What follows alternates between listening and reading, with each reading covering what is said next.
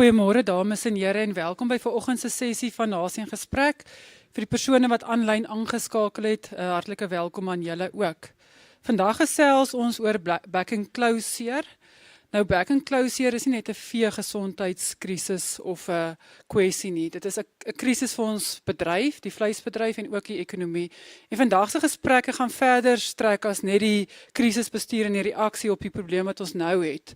So Chris, as ek nou vandag kyk en daar's een vraag wat ek het, is dit vir my, het Suid-Afrika die vermoëns en die stelsels en die samewerking om regtig die back and close te voorkom en nie net na die tyd op te tree nie, maar voorkomend te kan optree. Ons gaan na 'n inleidende video kyk en dan gaan ons oorgee vir die paneel vir die gesprekvoering. For years, South Africa's foot-and-mouth disease status was something the industry could rely on. Outbreaks were contained, control systems held, and key regions like the Western Cape were considered FMD-free. But then, the picture changed.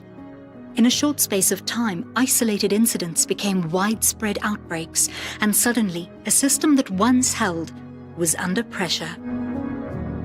Cases began appearing across multiple provinces. Movement restrictions followed, auctions were halted, and the impact didn't stop at the farm gate. Export markets came under threat. Processors, feedlots, and retailers felt the pressure, and entire value chains were disrupted. Because when it comes to FMD, one outbreak doesn't stay contained. It ripples outward. We should realize that this impact goes beyond a single event. If we compare it to 2022, a single event, it was managed. Currently, we're in a continuous state. So to measure the impact is very difficult, but gross production value above or more than 3.5 billion rand just on export losses. Immediate losses in 2025, 2026 already beyond 1.8 billion rand that's lost in the industry. And that will increase since we have not yet contained and reached steady state in the industry. But the recent outbreaks have also exposed deeper challenges. Questions around preparedness, speed of response, and the ability to contain the disease early. By the time large-scale interventions were mobilized, the disease had already spread. And in a system this interconnected, delays come at a cost. But there has also been a response, and efforts to strengthen systems are underway. Government and industry have stepped up coordination. Biosecurity measures are being reinforced, and vaccination programs are being expanded. While not without challenges, these interventions are critical steps toward regaining control and rebuilding confidence. But containing foot-and-mouth disease in South Africa is not straightforward. A significant portion of the national herd operates outside formal systems, making traceability and communication more difficult. Vaccination has become a key part of the response, but here too there are challenges around procurement, rollout, and for some farmers, concerns about its practical and market implications. Implementing an effective program at scale requires coordination across sectors, across regions, and across very different farming realities. Ja, die impak op 'n groot voerkraal soos Karoo Beef, wat 3 groot fasiliteite in die land het en 12 kwarantynestasies. So ons voetafdruk is verspreid oor die hele land en elke enkele fasiliteit het deurgeloop 1, 2 of selfs 3 keer die afgelope ongeveer 'n jaar met uitbrake.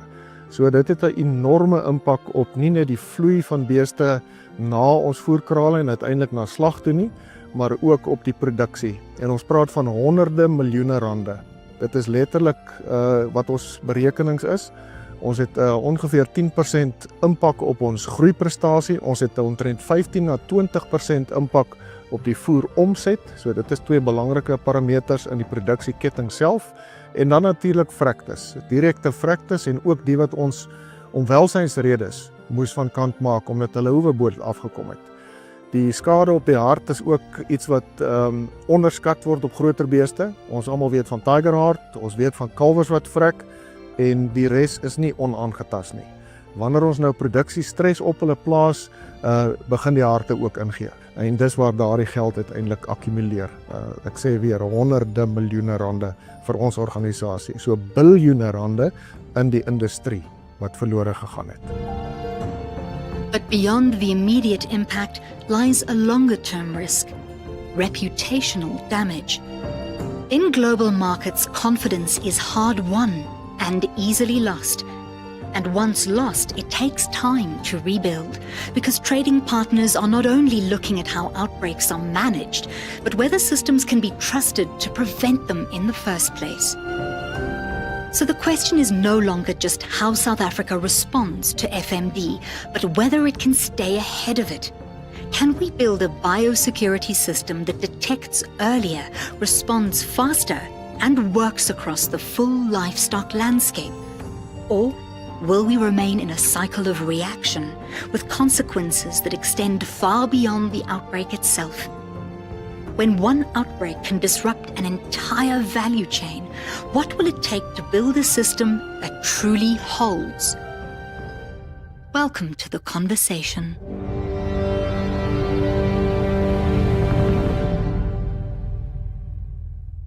Good morning, ladies and gentlemen. Welcome to arguably one of the most urgent conversations in agriculture today. My name is Chris Burgess. I'm editor of Landbou Weekblad, and I've been asked to keep as much of it in English as I possibly can. My panelists sal bietjie van 'n mengelmoes tussen Engels en Afrikaans praat. Welkom aan almal. I just want to quickly introduce our panel members for those of you who don't know them. Starting at my right, Johan Kotzeff, head of Agri SA. Dr. Dirk Verwoerd, senior vet, head vet at Current Feedlots. Kobus Bester, he's a Simbra breeder at Ventersdorp, and also represents the stud industry on the ministerial FMD task team. Obviously, Minister John Steenhuisen, who we all know, and then Dewald Olivier from that heads up RMIS, which is the industry body for the livestock industry. Just as an opening statement, I would say we've just watched the introductory video, and I just wanted to take a step back to the vision that we had for the livestock industry. This vision for 2030, where we would export 20% of our local production into the world.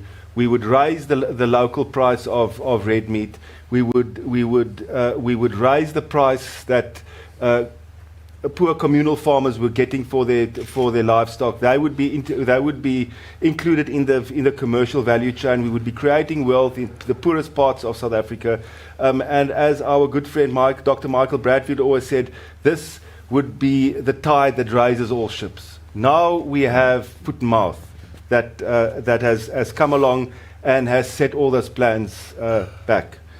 I'd like to start off with a question, that old saying, don't let a good crisis go to waste. What is the opportunity in all of this before we drill down into the detail? Just quickly, every panel member, Johan, starting from you, what is the big opportunity in this crisis? Yes, it's a difficult one, because the moment you talk about the opportunity and the way that we deal with it, the losses are so vivid now that you kind of look into the losses and say, do we have an opportunity into this? I think one thing that is shown by what we do is the inefficiencies that we have in the industry itself. And you need to speak into that inefficiencies. And I think, if I may, from our side, is structures of what you do when you have an outbreak greater than what government could do, a private sector could do.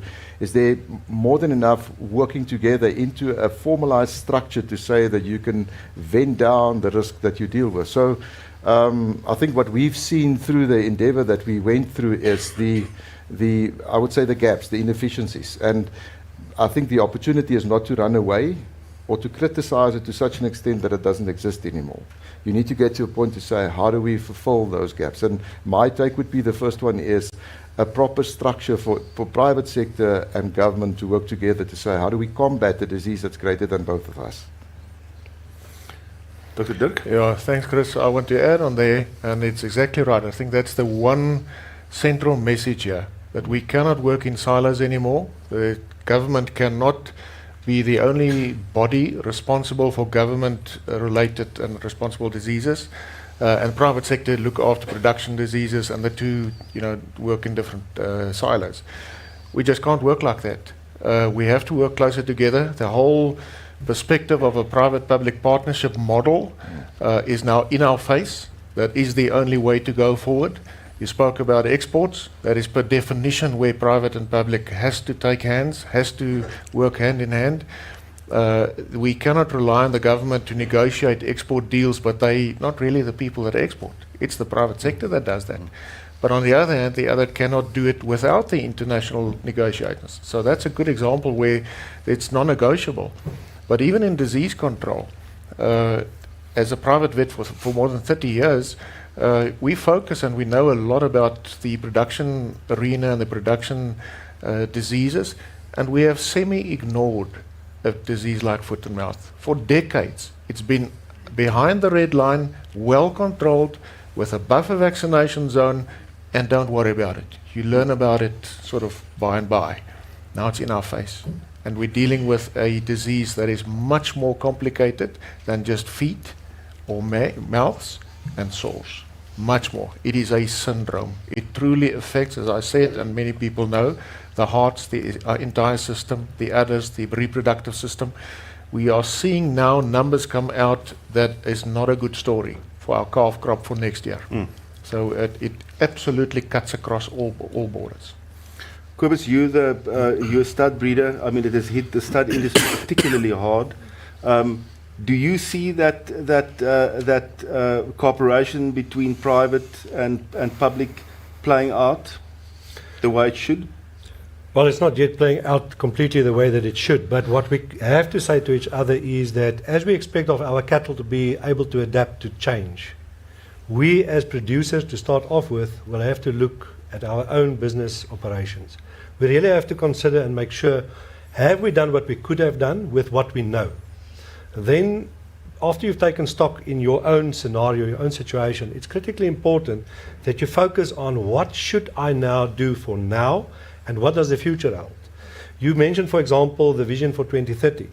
I can't see why we should now stop. We should maintain focus. And that's, in my view, critically important. To do so, you have to be open and honest with yourself, assess your situation, and really see what is it that I could have done better. But now, it's easy to look back and say, I should have done this, that, and the other. But the fact of the matter is, we need to look forward. And what do we need to put in place? And none of what we can put in place will work if we do it individually. We really and seriously have to make sure, as what was mentioned already, we have to take hands with the structures we have. We have to make use of structures that exist on farm level. We need a bottom-up approach from jocks on ground level, connecting or meeting government halfway, from national to provincial all the way, so that we can form a combined effort. And only if we tackle this as in a combined effort, we're really going to have success. And I'm very positive that we should be able to meet most of the goals that were set. We have to change our plans. Never waste a good crisis. See what you can do better. Not just to prevent a repeat, but also to make sure that what you do now will make impact and is going to make a difference.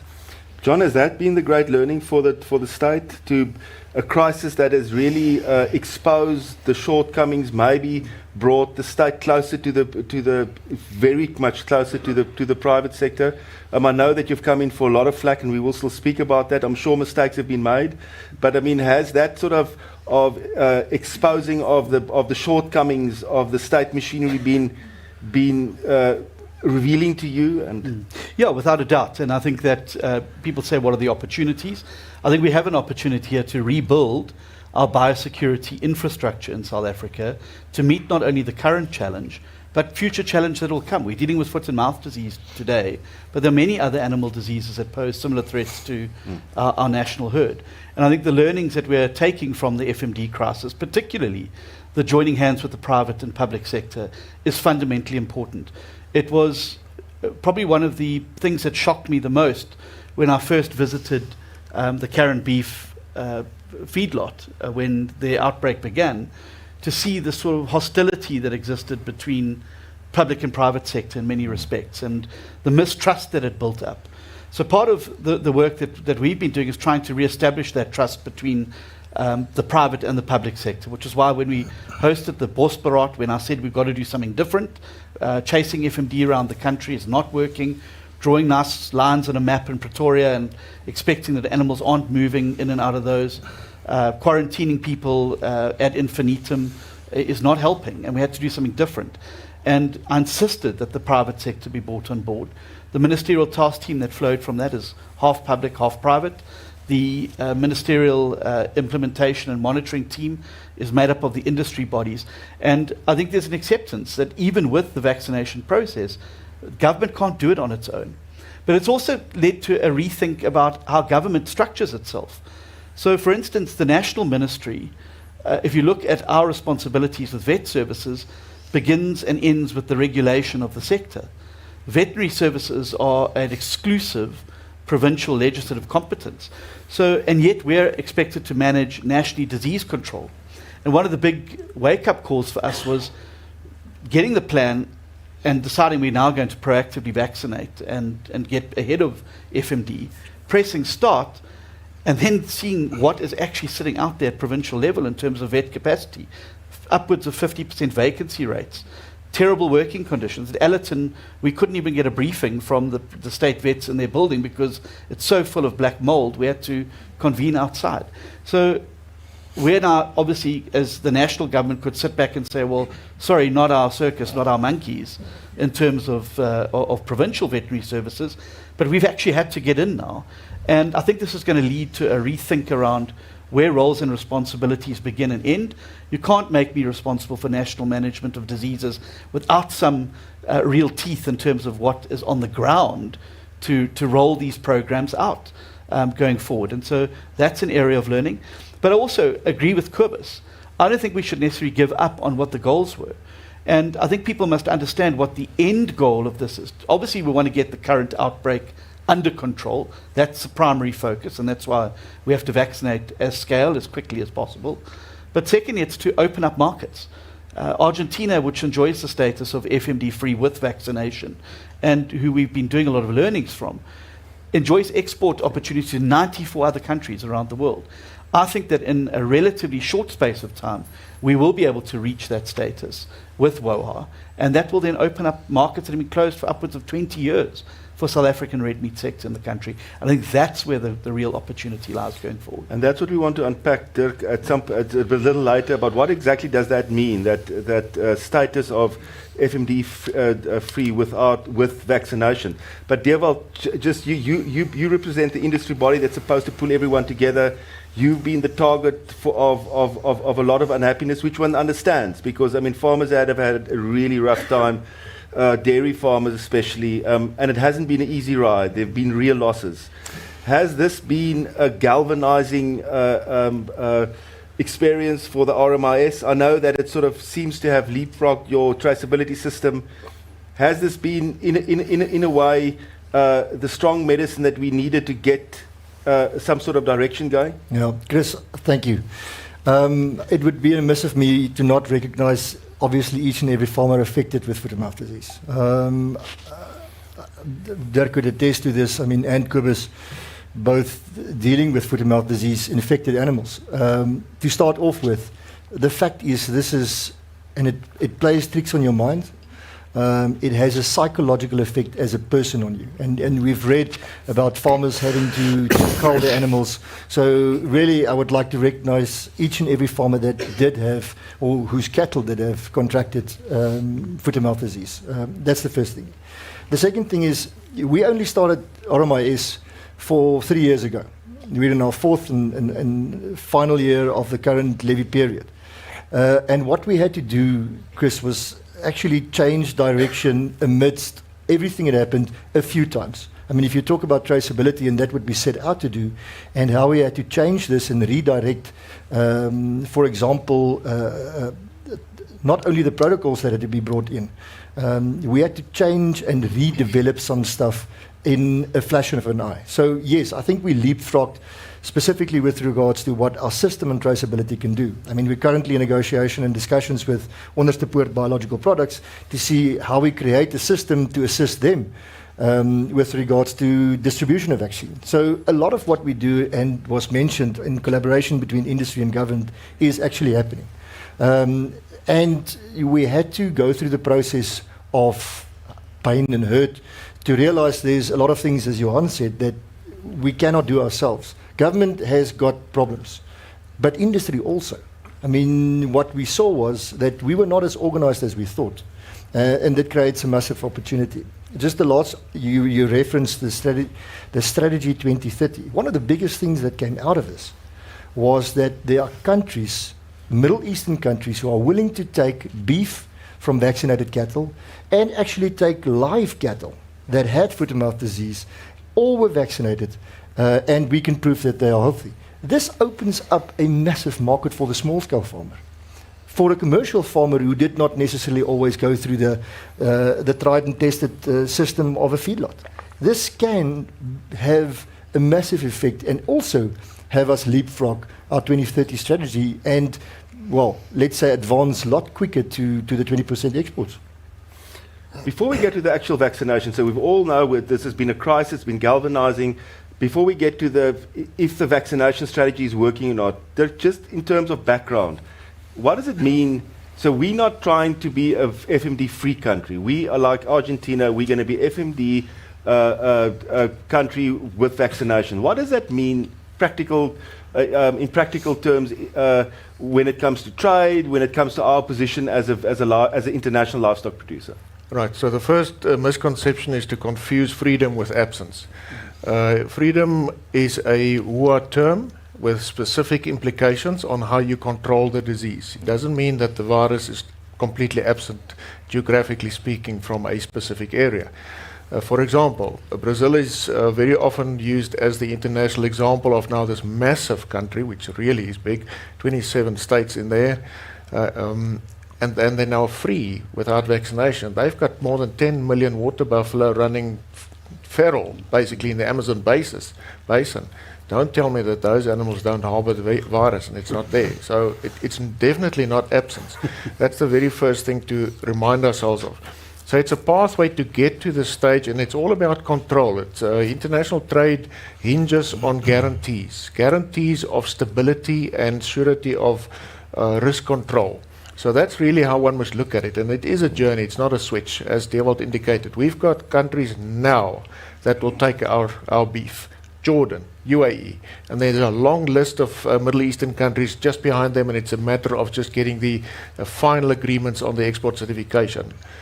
So all of that can start happening. Brazil achieved its #1 position as the biggest beef exporting country in the world in the process of moving from infected to where they are now, over a 20-year period. And I've visited that country many times during that period, so I know exactly what they did. So we can embark, and we will, within weeks even, embark on that journey. And rightfully, as was said, there are many markets in the world, Southeast Asia, Indonesia, and other countries, Middle East, that is quite happy to take our products with guarantees. So we have to say to each other, it doesn't start one day, it can start already, but we have to reach stability. That is the end goal of phase 1.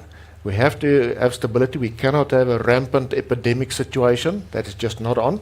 And once we have stability, and it's probably a 2-year horizon at least, to do that with mass vaccination, one can explore other opportunities, which are, for example, compartmentalization, and the feedlot industry and the vertically integrated channel with a vaccinated component, because everything in the international trade world is moving away from a geographical definition of risk to a commodity-based definition of risk. So it's about commodity-based trading, and this is what Dewald also alluded to. So, Johan, what are the lessons that we're trying to learn from Argentina and Brazil? I mean, these are the two countries that have done this. What are the key learnings that we are trying to implement there? And then I want to come to the actual vaccination program and how efficient that is. But just give us some background there. Yes, so maybe the first thing is the way that they view their problem. But we also need to say it's 20 years later. So there's a lot of learning from where they started up to where we are today. So I think Dewald started to talk about that. We're not in an easy space. Doesn't matter where you are and which part you play in this, I would say, value chain that is hammered by foot and mouth. But one thing I've learned with them is they had a fantastic structure put in place. So we would say that government still needs to be in control. Their government's also in control, but they outsource the control to a kind of a joint PPP, where private sector are participating, but government's overseeing. So one thing that struck me while being in Argentina is you can put out the fire in Rome now. It's not going to go away. It's exactly what Dirk Those said. water buffalo are still there. So your take is you need to have a proper structure put in place. And what came to mind while being with them is they all took accountability to be part of the structure that would overcome FMD. Which was, in my mind, we spoke about unity. It's not unity that everybody is going to say this. We all believe in one man and we're going to stand with this. They believed in themselves to be able to conquer the disease. And I think what they put together in a well-structured and manner way is the way that they deal with it. I think we spoke about the previous time while being together is they vaccinate 52 million animals in 2 months. Is it possible? It is, yeah, because they do it. But in a structured way. If you ask the question, did they do that the first time they started? No, they didn't. It took them 20 years to be there. So I think one thing that we all felt when we went, say for instance, when we went to Argentina was you're discouraged. It feels like we can't get a hold of this thing and it's just running away from us. And I think what we've learned is how they crawled themselves back into a bit of a situation where you say, it's still there, but we can control it. So my take again is to go back and say, you need to put a structured process in place to maintain this. A very simplistic way to deal with this is, if the feedlotters are on the system and they deal with it, they need to have constant supply of vaccines. You can't have it every 2 months coming in. Because what are you going to get? You're going to get people buying in advance because they want to secure their risk or mitigate their risk. So how do you put that into place? And that's what Argentina did brilliantly. Maybe just one comment on Brasilia also. It took Brasilia 63 years to get where they were, 20 years with a fantastic plan to say this is where we are. We had a great laugh of it. They never talk about what they don't have. They talk about what they are good in and what they have. We punt them and said, but when last did you have FMD? They don't answer the question because they focus so much on what they're good in and how they're going to overcome the disease. So if I have a look back in South Africa today, I think one thing we lack is we're still fighting each other instead of fighting a disease. We still, and I think there's more than enough fighting stuff where we can fight against each other. But what I sense with what they've done is they kind of matured out of that process and say, guys, it's all about the virus. How do we do it collectively, even individually, in a process that's well structured to fight the disease? Dewald, do we have the structures? And Minister, I'm going to come to you in a minute. The Section 10, where private vets are involved now, do we have the structures in place, or where are we still missing the beat when it comes to having the machinery to get on top of this virus? Let me not talk about government at this stage. I think from an industry perspective, I think we definitely have the systems. I think we've got the structures. Our structures go down to district level, actually almost lower than that. I mean, we've got farmers, 3 or 4 farmers unions. There's so much we can do. So we've got the structures. Okay, but I mean, do we have the structures everywhere? Do we have the structures right down into the deepest corners of the Transkei? Do we? There where there are farmers, they are actually coming together and saying we are a grouping of farmers. So I think so, yes. I think are they written up and are they structured formally? Not necessarily. But the fact is there are farmers everywhere. And what we've been saying is there are farmers unions, there are organizations, there's industry bodies that can assist with this. And I think we're very well structured to be able to do that. The problem that we're having is, and it's not unique to South Africa. What we saw in Argentina and Brazil as well is those guys differ from each other. One of the things, and I can mention this, is there was a feedlot, a 5,000 head feedlot when I went to Argentina, and vaccinating, obviously, where we're going towards. And I asked the guy, so when you buy cattle, I mean, you've got a system in place and everything, so you buy cattle, you know they're vaccinated, you just take them in. He said, never over my life. He said, when that cattle arrives at my feedlot, I immediately vaccinate them. I said, but why? You've got a system. He said, you can't trust anybody. So the fact of the matter is, it's nothing different here. We've got the structures, we've got the systems. We just need to take hands with government and say, what is it that they can do? What is it that we can do? And we'll do it. Minister, where are the shortcomings from the state side? And where have the mistakes been made? And where do we need to do better? And are there enough vaccines coming in? Well, let me just say this. I think that we've really let South Africa's biosecurity system as a whole collapse over the last 20 years. I don't think there's been sufficient focus on the biosecurity environment and the players and elements of that environment, which is tragic, because if you look at other countries where agriculture plays such an important role, biosecurity is a top priority. And you would recall when I became minister 20 months ago, biosecurity has been one of the 7 pillars that I've said we have to work on again. Because it has been neglected fundamentally, and it goes beyond just FMD, it's plant diseases and the like. So I definitely think mistakes have been made. Mistakes have been made in the last 20 months, but we're in new territory, and to expect that everything's going to go smoothly when you're embarking upon a complete 180-degree turn, and having to combat people in my own department who were vehemently opposed to us going down the road of vaccination, including senior veterinarians who said to me, Minister, we cannot do this. And having to then say to them, but we've got to do something different to what we've been doing. It was a challenge. And we're now in the phase where we've brought the private sector on board right from the beginning. And I want to agree with Dewald, and I want to use a practical example. In KwaZulu-Natal, when we had the disasters with the dairies, and they were really badly hit in KwaZulu-Natal, being able to give the MPO vaccines to Fani Ferreira and his team on the ground and say, here are the vaccines, you need to make sure your members get them. They sprung into action. They got cold storage vehicles. Fani was driving to and from Allerton, picking up vaccines himself, being able to phone my office when there were obstacles, etc. That's exactly the type of partnership that we're looking to build, and that's what we're wanting the Section 10 process to formalize. So we want to be able to bring in enough vaccines. Let's talk about vaccine supply. Obviously, we announced the program last year. We imported the first batch of 2 million vaccines from Botswana, and we started to roll them out. Botswana then came to us and said, hang on a second, we've got a problem in our factory, we have to shut down, so we can't meet your October, November, December vaccines orders. Sorry about that. And what did that leave us? Well, because we'd had a vaccine monopoly in the country for the last 20 years, we'd only got from a single supplier, we had to go out and find other suppliers. And that took a bit of time, because you had to match the field strains. We found 2 suppliers that were able to do that relatively quickly. And from February, we were able to start importing again. Now, obviously, they've ramped up their production. By the end of, to date, we've imported 8 million vaccines. By the end of this month, 15 million vaccines would have been imported since the end of February, which would mean that we're able to vaccinate the entire national herd on the first round.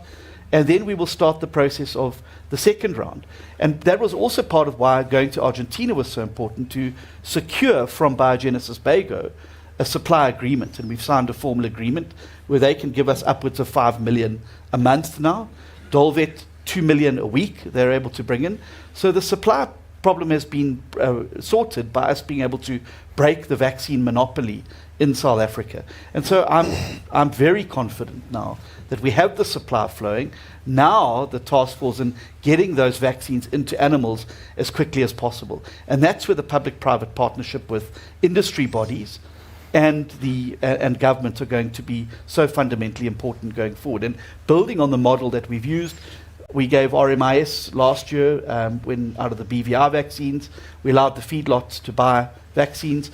We're now going to be able to allow industry bodies to purchase vaccines through OBP to be able to roll out to their members. And I think we're starting to build the infrastructure that will ensure that we get as many vaccines into as many cows as quickly as possible before the end of the year.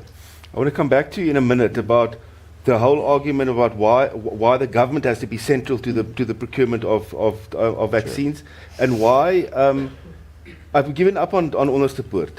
No, we haven't given up on Onderstepoort. Onderstepoort have manufactured 12,900 trivalents. They were then switched to manufacturing a SAT2 trivalent, SAT2 vaccine. The ministerial task team then said, well, it doesn't make sense for us now to focus on producing a SAT2. We'll keep that in our bank. Let's rather pivot to focus on, because of the SAT1 presence, to focus on that. So from the end of this month, they're able to scale up and provide us with vaccines. But they're not able to, at this stage, produce what we need to reach our targets of vaccination this year. So in the short to medium term, we're going to continue to rely on imports from Biogenesis Bago and from Dolvet to reach the volumes, because we're going to have to vaccinate again next year, twice each animal going forward for the mass vaccination strategy. And we need guaranteed supply to do that, particularly if we're making commitments to our private sector partners. In terms of the procurement, remember, these vaccines aren't registered in South Africa for use. Much like the COVID vaccine that had to be imported in an emergency basis, it has to go through a SAPRA process. And there's very good reason for that. I mean, usually when an animal remedy or a medicine is introduced, it goes through the Act 36 process. We can't wait the year or so it'll take for Act 36 to approve these vaccines for distribution. We had to use the emergency. So these are not registered medicines, and therefore there has to be some element of state management of these, because if there are fallouts from these vaccines being used, it's ultimately us that are going to be held liable for that. And so obviously over time, Biogenesis Bago and Dolvet will register these vaccines under Act 36. But at the moment they remain under Section 21, and therefore there does have to be an element of state control over these. What was also very clear from both Brazil and Argentina, because there seems to be this perception out there that it's just anyone can vaccinate. They have vaccination associations, which are essentially industry bodies that manage the vaccination process, and it's done by veterinarians and paravets and animal health technicians there. It's certainly not a free-for-all in either of those countries, and there is a strong element of government control, and the reason for that is because it is only the government that can apply to WOHA for a change in our status. So we need the data centrally collated. We need the figures so that when we go to WOHA, we have the evidence to be able to make the case about why our status should be changed from FMD to FMD free with vaccination.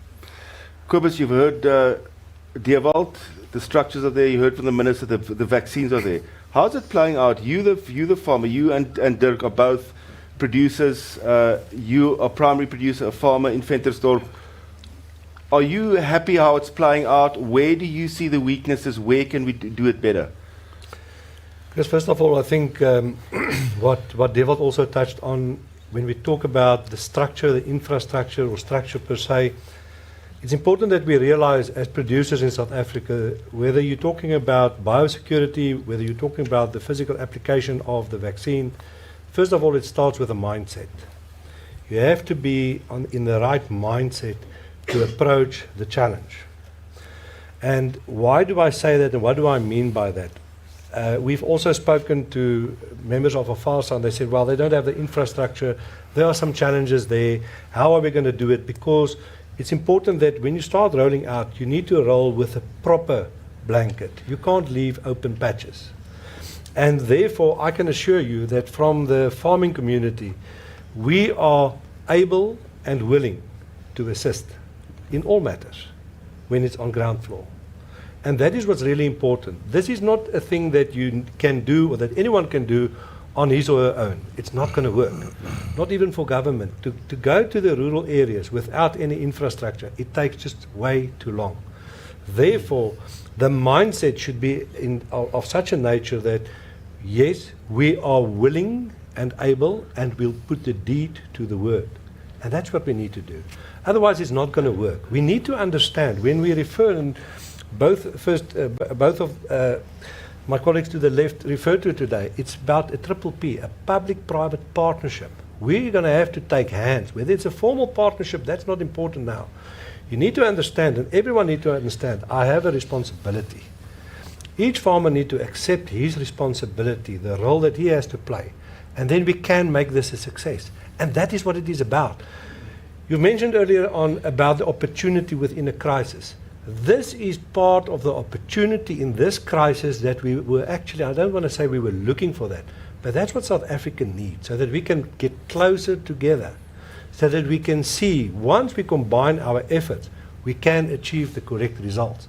And yes, definitely it's possible. For sure it's possible. A couple of things need to be in place. We need to have sufficient supply of the vaccine, and that's being put in place at the moment as we speak. I mean, there's huge amounts of vaccine that's going to come in. But then again, we as industry also have to keep in mind the responsibility that government has. Further on, not just for WOA requirements, also in terms of exports, as what Dr. Dirk referred to. It's important that we get to the commodity not being beef, that we can say this animal on this farm has been vaccinated with X, Y, and Z. And that's where we have to get ourselves to. We need to take ownership. The industry have to take ownership also of what we need to do to make a difference in the long run. And we believe that through proper cooperation from government side, and that's normally because of proper communication, we should be able to achieve that. Dr. Dirk, I want to just quickly move over to Jan, because I want to just link up to what Kobus has been saying. Public-private partnership, cohesion, but farmers have suffered big losses. Guys are angry. They maybe the vaccines haven't come out to them quickly enough. You head up the biggest farmers union in South Africa. How do you get everyone pulling in the same direction again? What is that core message? Is it that message of we shouldn't be fighting each other, we should be fighting the vaccine, the virus? What is it? What is your approach to pull the industry together so that we can start all moving in the same direction? So and is it possible? Yeah, so the first thing, and the minister is here, I need to say it's not easy to work with government. But do you know how difficult it is for government to work with us as farmers? The first time that we need to be on such a scale working together. So if I have a look on just where Dirk is and where Kobus is, two different people. If he doesn't have a certain kind of character to deal with stuff, he's not going to be able to do it. If you put Kobus into a feedlot, I think he's going to fail it. And the other way around. So how do you channel both the energies into something that's so special that we can focus on something different? Firstly, you can't break it, because the moment I break his spirit, I'm done with current beef. And then we've lost. So I think the biggest challenge for us is to change the behavior of people and focus on something different. And I think where we fail ourselves is the virus is without a face. Listeria, ASF without faces. And then because we have this anger and this big loss, which is normal, what do you expect from somebody? How do you expect his behavior to be if he's lost just, say, 15 or 20% of his cattle herd? He's going to be angry. The unfortunate part is the start of this normally takes that virus without a face, and he looks at Deelwold and says, "You the virus," and we start to fight that.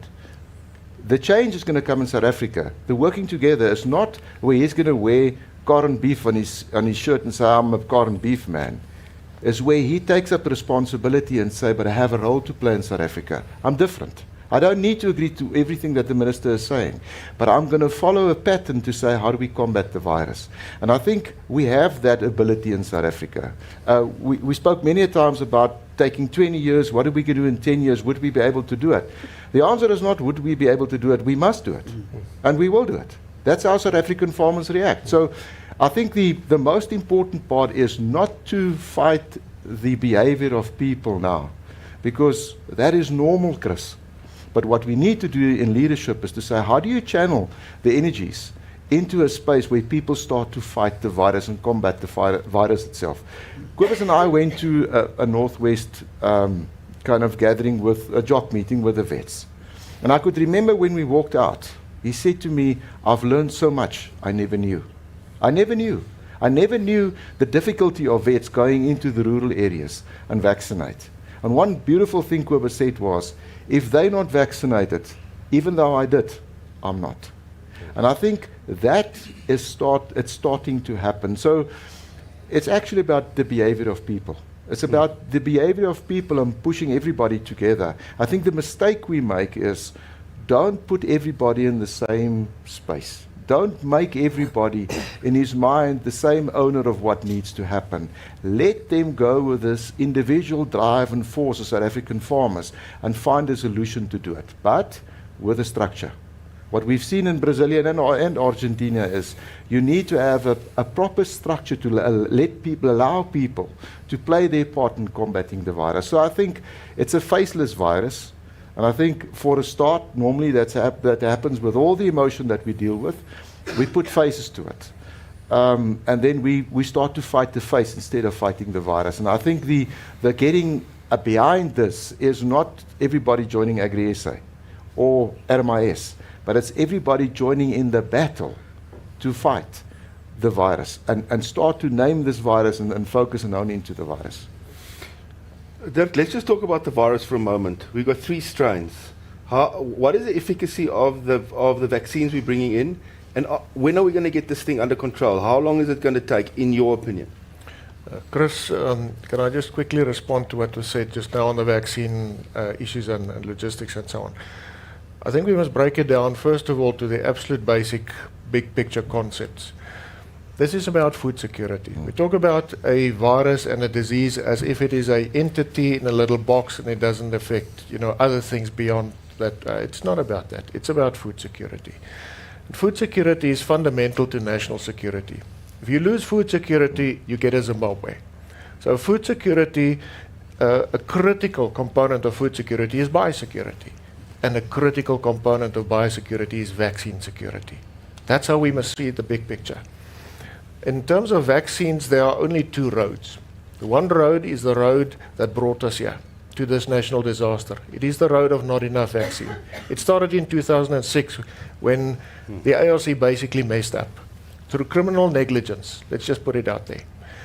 And this is the momentum that we were on.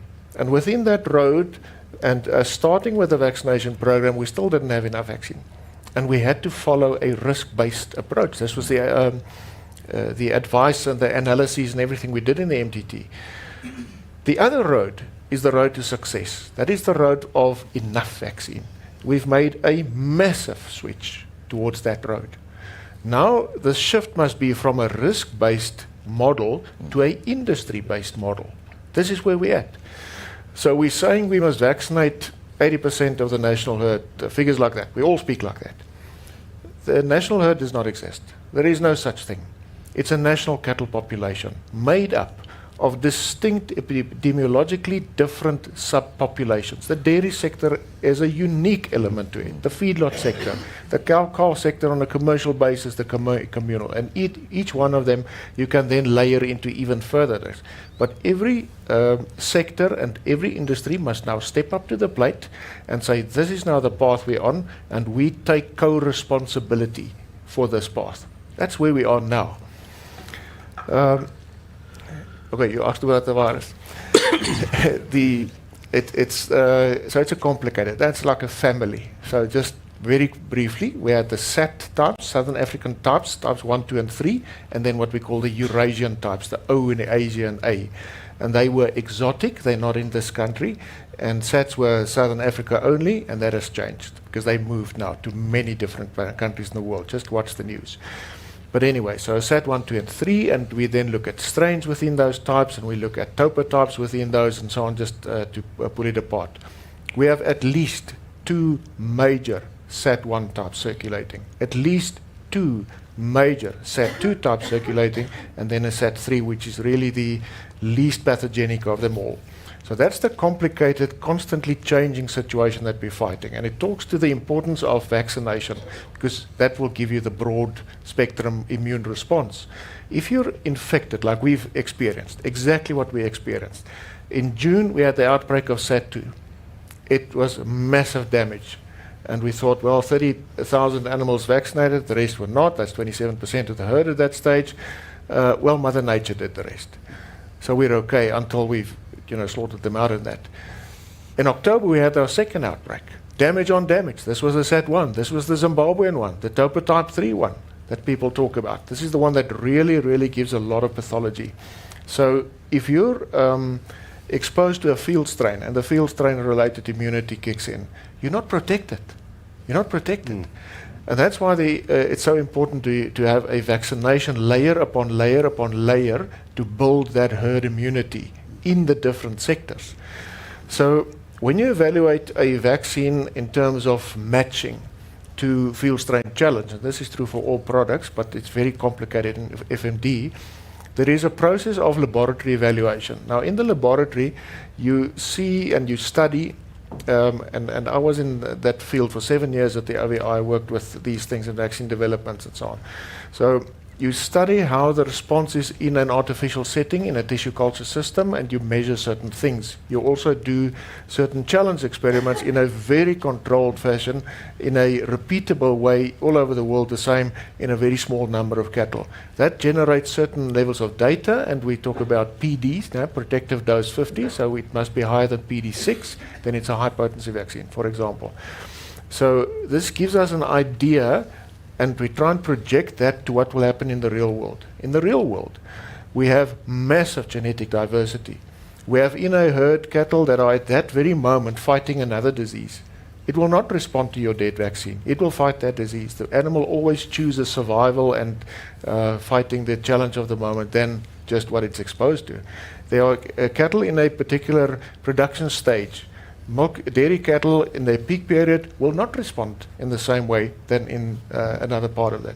The younger animals, etc., etc. So in the spectrum of what you have in your herd at the time of vaccination, there is a huge variation in the response, which brings you always to the fact that if you vaccinate 100% of a herd, the response, the immune response, is not 100%. It will never be.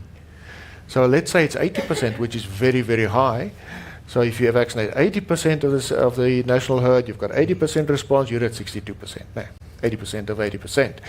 But it's much more complicated, and this is why we have to layer. We have to have, and you've mentioned that, Minister, several times, and it's absolutely correct. Before December, we have to have 2 cycles. We have to layer. Then there's a second year, and we have to do that again. International experience tells us a countrywide epidemic type outbreak like this only comes under control in sort of 24 months. This is our horizon. This is the number of vaccine doses we need in planning terms. But we're on that road, and this is the good news. I mean, we've got more than enough bad news, but this is the good news. We've made a massive, massive shift to the road of success within our vaccine. So 24 months, we will have it. We should have it It's under a control. planning realistic scenario. Now, so the faster we get through the process, the faster we'll reach stability. So it's biology. You can't plan that beyond that. Dewald, you guys at the RMIS have implemented your traceability system. What does that data tell you about how this virus is moving? And has this virus been the impetus? We've been speaking about traceability for years. Is this the impetus to finally get traceability implemented in the industry? Yeah, Chris, I think what we learned is that we do not understand and know this disease at all. I know that in a lot of discussions that we had with the veterinarians, they said, and Dirk has been driving this is a highly contagious disease.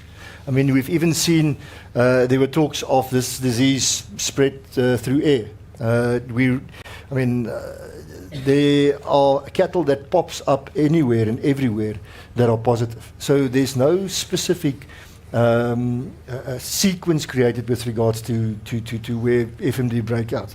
The fact of the matter is, I think where we are currently, what we see is this disease is really everywhere. There's nowhere in this country that is not touched. I think to a lesser extent certain provinces, but the fact is this shows up everywhere.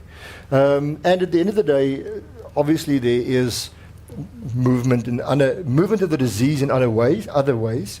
But the fact is we move cattle. And I think sometimes we lambaste ourselves and saying this is wrong. We should not This is what we do. Our structure and our system within South Africa is set up that we move cattle. We take cattle from our farm to an auction, from an auction to a feedlot, or directly to a feedlot.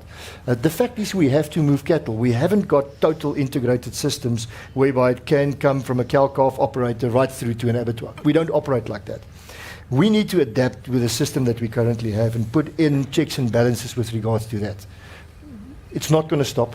And if we think we're going to kid ourselves, we think we're going to quickly now close auctions and we're going to stop the movement of animals. That's not it. This is not the answer. We need to, and I think everybody said it earlier, look at ourselves with regards to biosecurity. Look at, I'll use it cautiously, self-regulation. But the fact is I need to look at my farm and ensure that my farm is safe to distribute my animals to anywhere. And that's where it starts. But our system is set up in a way, and I repeat myself, to move cattle, to move animals overall. It's not going to stop. And what we've seen is traceability can show us where animals come from, where they're going, and it gives actually what we want to create is a passport for an animal to move. To say, this is where this animal was, this is where it's going, and yes, it has the necessary documentation in terms of our law, a Section 6 and a Section 8, but then obviously additional to that, yes, these cattle are vaccinated, there's the proof. Chris, if I may. Yeah.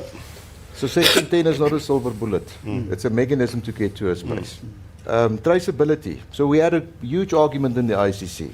When I say to him, do you really think that the man living in the outskirts of South Africa doesn't know his cattle? He's traceable because he can tell you exactly the name of that cattle. But it doesn't fit into a system that would protect us. And I'm so worried that we think Section 9 is going to come out now. Yeah, we're going to kill this disease. It's so many things that need to play into the space. Section 10 gave us a fantastic leeway to say, how do you operate in a system? And it's a flow of actions that you can utilize. But Section 10 is not the silver bullet. And to a certain extent, now in this space, vaccination is. But we also need to get to a point to say it's vaccination and biosecurity. Dirk alluded back to it, to say it's so complex to deal with this. And I think one thing that worries me is that we run from, and we're in the infant stages of what's happening here. We run from one space where we say, this is going to be the man, this is going to be the thing, and then you pull it out and say, it's going to heal us. And then it does not. And then we lose courage. So I think one thing we need to say, specifically on traceability, you cannot have a specific system like what we've seen without traceability. But traceability today is not going to kill the virus. But you need to have it. So it's so many things that need to kind of flow into the system, which we never put to place. We have it, but it never functioned as an orchestra into this space of fighting the disease. So I think the caution is, and we spoke about it many a times, don't stand up and say traceability is going to kill the virus, because it's one of the things that's going to help us. But many things need to play a part into the system to make sure that we fight the disease. But I want to hear from Kobus as a farmer. Is there enough being done for farmers, cattle farmers? If you're a cattle farmer and your neighbor's got foot and mouth, how do we get these guys back into production, back into selling the animals, back into doing business? Is there enough being done to ensure that our cattle farmers can stay on their farms, that they can do business? And what would you like seen done? Do you have advice? At the moment, the answer is no. It's not enough done. But we know, and I think we really know, what we need to put in place. The fact is we need to be able to trade our cattle, but in a responsible manner. And although, and it's quite correct what Johan say about traceability, but that's going to play a crucial part in that whole process. Besides just becoming operational again, I think it's important that we understand that we're working with a high value commodity. It's not just a commodity, it can be a high value commodity. Therefore, by being traceable, being able to report to the end consumer from farm to plate, the whole history of that animal, surely there is some value to it. But we have to be honest as farmers as well. I mean, I reported the disease and I became the skunk in the area because now everyone else is affected because of my action. And because of the current legislation, well, it's not really legislation, but because of the current regulations that is applied, people refuse to report the disease. And that had a terrible effect over the long run, because government had incorrect figures, they were under the impression that no, the disease is not as bad as everyone says because it's not reported. So there's a bose kringloop, a horrible thing that happened. And therefore, How do you address that? I mean, it's not going to stop. you need to, everything that we're talking about today, the one word that we missing out is trust. And trust is earned. We need to have trust combined with mutual respect. And that is what we need to put in place. I believe, and I firmly believe, it is possible. But then again, you need to get rid of the fear. My co-farmers have fear at the moment. What are you scared of? You're scared of the unknown. If I hear, and I mean, I got phone calls up until yesterday, people saying to me, listen, it broke on my farm. What do I do? Do I report it? I'm scared of reporting it. I need to sell bulls within 2 months' time. If I report now, my farm is going to be closed down. Now think about it. You go to a retailer and tell him for 6 months, no trade. It's impossible. No one can survive that. And it's important that we can say these are the things that are hampering us. And then when I talk to someone like Dr. Dirk, and he explains to me, convert your animals to become stable animals, then you should be able to trade in a responsible manner. And together with a responsible manner, it's a matter of, can you prove, now you can't prove bulletproof, that the animal has been vaccinated and that the cold chain was maintained all the time. But what we can do is we can say, on this date, this specific animal with this uniquely permanent identification number on the animal's body, either by tattoo or brand mark, we can tell you that this animal went through this process. Therefore, it can be perceived to be safe. By doing things like that and open trade again, because at the moment everyone is like a smuggler. I mean, my farm has been closed in January. I can't sell anything. So how do you survive all that time? It's impossible. I'm only a beef producer. I don't have other income streams. So how do you address something like that? And that is what we need to understand. The farmers sit with real challenges. And therefore, I unfortunately repeat myself, there's only one way. We need to move closer. We need to get government to understand our challenges. And then we need to see it as this is a combined challenge, a combined effort. And through cooperation and trust in each other, let's start to deal with it. And that's where we need to go. Yeah, I think that's exactly what you need, and that's where we're moving to. Look, in an ideal world, when you want to change a strategy, you have a lead time to be able to look at where you want to go, look at the strategy, and then look at what the regulations are that need to then speak to that strategy. Essentially, what we've been trying to do is to repair an aeroplane in midair. We're in the midst of a crisis. There was a 180-degree change in the strategy towards a mass vaccination campaign. And of course, the regulations then have to catch up to it so that we make sure that the regulations that we have in place are speaking to the new policy, not the regulations that we have for the old policy. And that covers things like quarantine. Do we need to lock farms down for X period if there's been a vaccination, there's a day zero, you're able to make the calculations. So those will follow. But we literally had to change this thing in the midst of one of the worst FMD outbreaks. And the catch-up is happening. The Section 10, the Section 9 that the MTT and others are going to be deliberating over in the next 48 hours, these are all the regulations that will go there. It's also why I lifted the DMA in KwaZulu-Natal. A DMA doesn't make sense in light of the fact that there's now a mass vaccination campaign there. Do we need to lock down an entire area? And that's why we lifted it. And understanding a government and having that appreciation, I think that's important. I'm not a vaccinologist, I'm not a veterinarian, I'm not a farmer. I rely on expert advice, which is why the MTT was put together, which is why we're the industry body. These guys are the ones that have to give me the advice, saying, you know, the temptation sometimes in government is to seem to be doing something to show that you're in control. And so a natural result would be, okay, we've got to shut down all animal movement in the country for 30 days. But when you start to talk to veterinarians and to farmers and to the industry, and to start to understand the devastating impact that a national shutdown of movement would have on the industry, you've got to take into account that perspective. And I think that's why, again, it reinforces why the public-private partnership is so fundamentally important. I have an MTT that I have to listen to. I'm probably the most litigated against person in the country. And I have to go and sit in the dock. And when I have to explain a decision, I want to be able to have the confidence that saying, well, this is the expert advice I got from bringing the best people in the private and public sector together. This is the decision I took because of the consultation with the industry. Now, there's some people who are very upset that the Section 10, for instance, took so long. And yes, I would love to us to be able to move quicker on the Section 10, but it required a huge amount of consultation within the sector, with veterinarians, with the MTT, with the industry players, to ensure that when we launched the Section 10, we had something that was going to work for industry and ensure that government also gets what it requires out of that.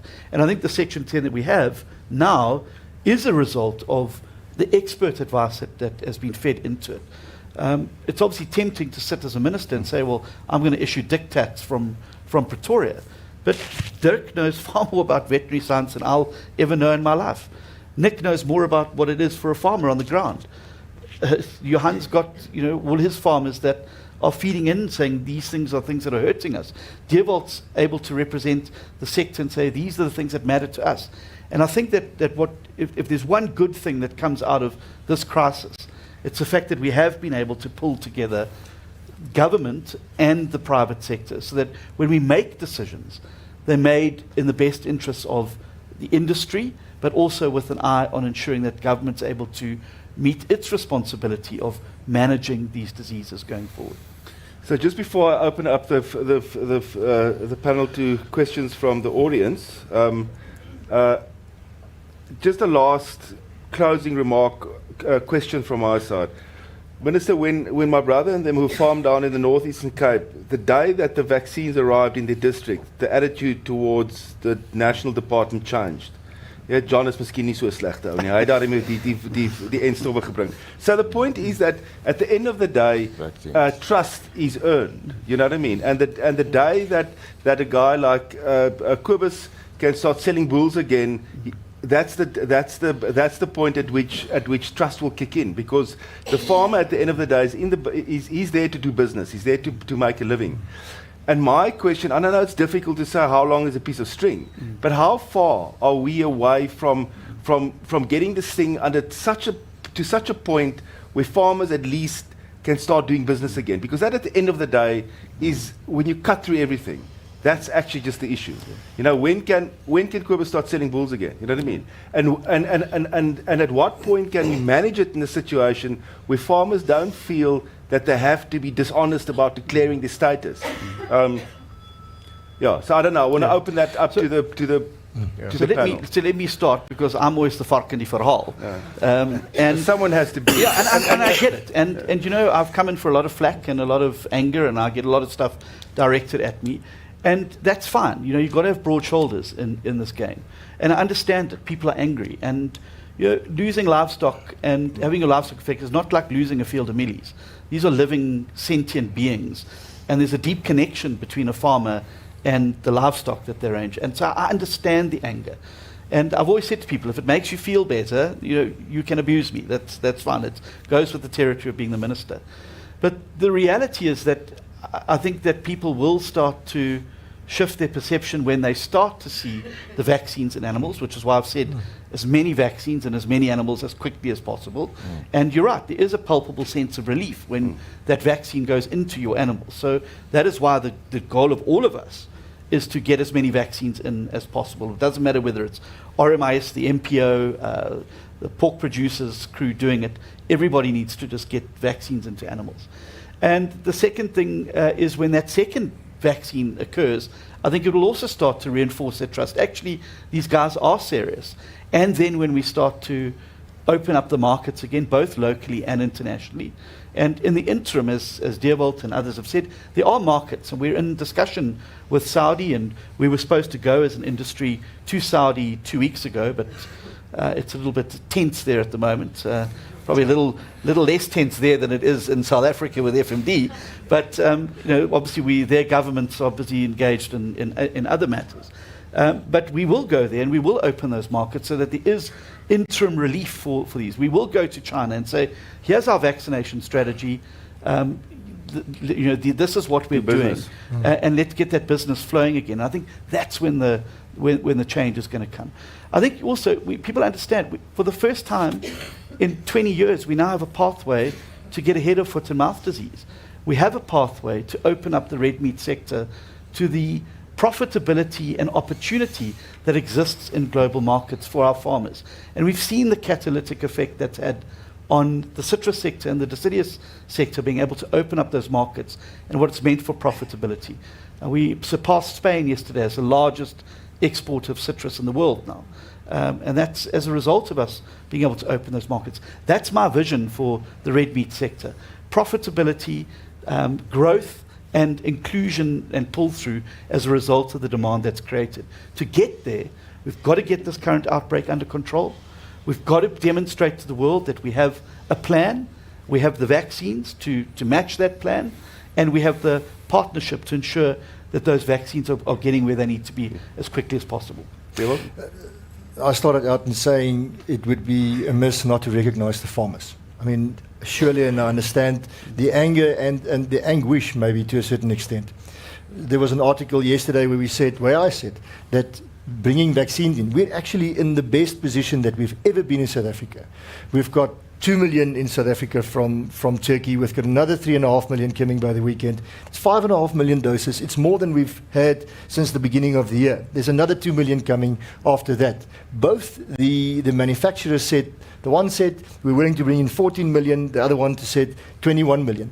The fact is, and I think we relied on BVI for so many years, that we are blind to the fact that this is good news. The fact is, we have done so much good work together to bring in vaccine to assist us. Everybody says from the start, we would like to have more vaccine, we'd like to have vaccine. Now we're saying we're having vaccine. No, it's not good enough. We want the next thing and the next thing. I think we are really there we want to be with regards to bringing in vaccine. Do we want more? Yes, we want as many vaccine doses coming into the country to vaccinate the cattle as quick as possible. And I think we're well on our way towards that. Dr. Verhoef? Yeah, I think we talk about vaccines and vaccination and so on, but the purpose is trade. And this is what Kobus has alluded to. How do I get from a infected situation back to trade again? Now, one of the, let's say, hindrances at the moment in the process, and we talk about the fast now, slow, and so on, the processes, we stuck with a Section 9, which is the contingency plan in the case of an outbreak, how do you move from the one and so on through, because there is still a mindset with certain people that are stuck in the illusion that we have a free status somewhere, something. So that's the very first thing that has to happen. People must accept things for what they are. We're in an epidemic. That is the context within you do your control measures. Not a free zone, free state, here and there, an outbreak. You see the dots on the map? It's everywhere, in between also. Those are just the ones that are noted.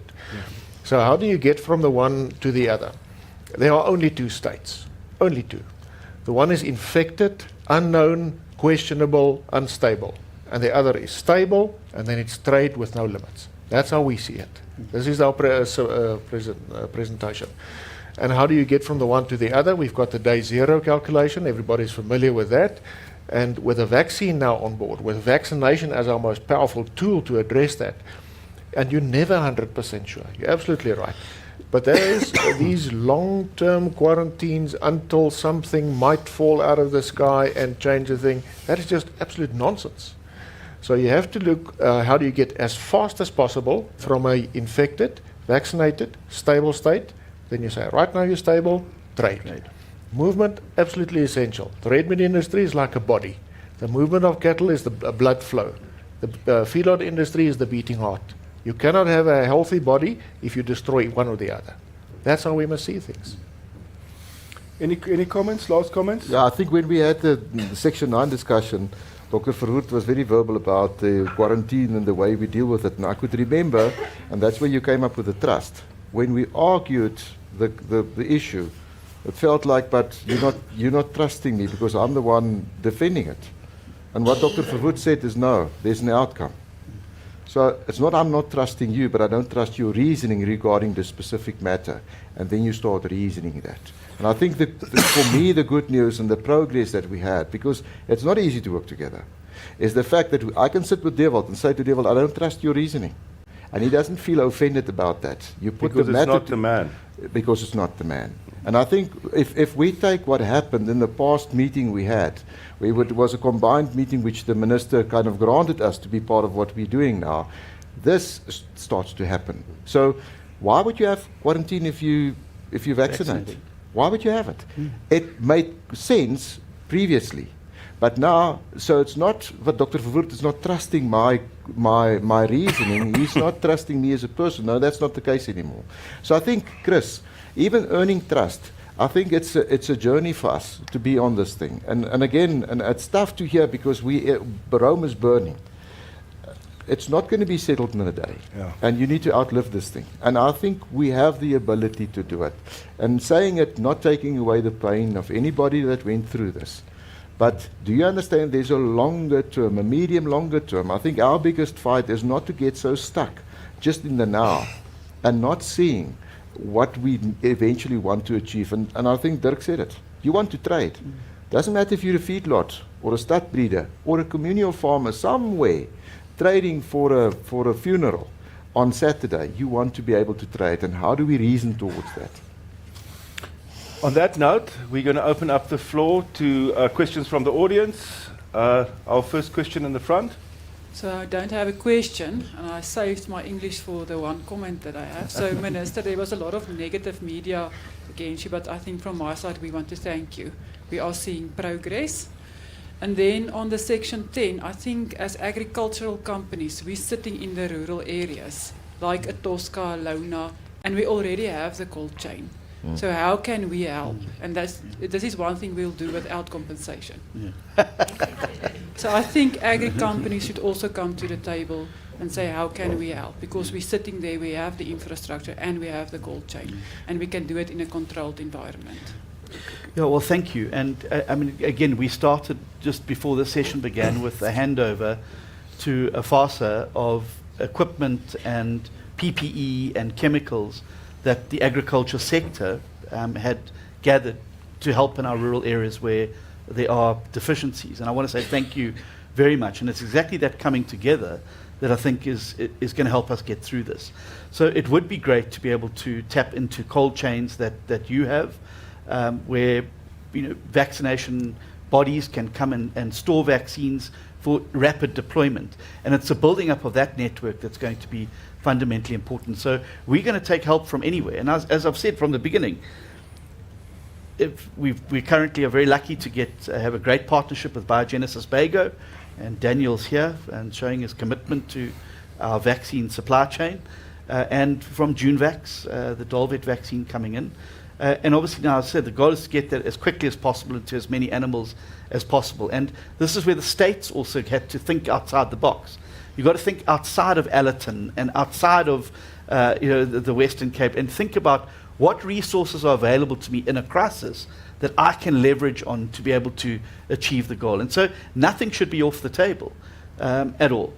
So the negative media coverage, I think it's a function of people being angry, and I accept that. And I am the focal point, and that's the burden of being the minister. But I want to give everybody the assurance that I put my political career on hold, as people may have noticed, to fight this thing full time. I get up in the morning, FMD is the first thing I'm thinking about. I go to bed at night, it's the last thing I'm thinking about.